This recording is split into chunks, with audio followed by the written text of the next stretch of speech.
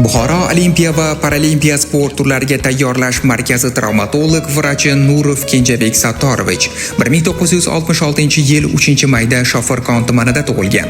1986-1992-yillar Toshkent davlat tibbiyot institutining davolash fakultetini tugatib, Buxoro viloyat klinik kasalxonasida ish boshlagan.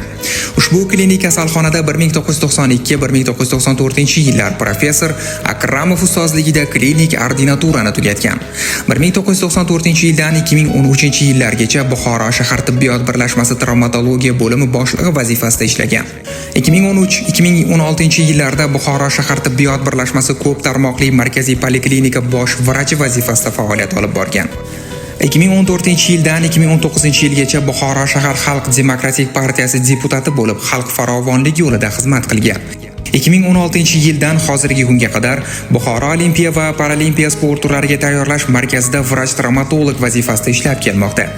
Markazdagi 10 yillik faoliyati davomida sportchilarning sog'ligini tiklashda o'z hissasini qo'shib kelmoqda. Har bir sportchining nafaqat kundalik hayotida, balki musobaqa jarayonlarida hamnafas bo'lib, markazdan chempionlar yetishib chiqishida beminnat xizmat ko'rsatyapti. Kenjabek Sattorovich nafaqat markazda, balki Respublika Olimpiya sport musobaqalarida bilim va tajribalarni ko'rsatib, Respublika sport shifokorlari o'rtasida o'z hurmat va e'tiboriga ega inson. Shifokorning ko'p yillik samarali mehnati qadrlanib, 2023-yil O'zbekiston Respublikasi Sog'liqni saqlash a'lochisi ko'krak nishoni bilan taqdirlandi. Bu barcha shifokorlar uchun oliy unvon bo'lib, yanada shijoat bilan mehnat qilishga va yangi tajribalar orttirishga ruh bag'ishlaydi. Nurov Kenjabek Sattorovich oilali, 2 nafar farzandning otasi, 4 nafar nevaraning sevimli va mehribon bobojonisi.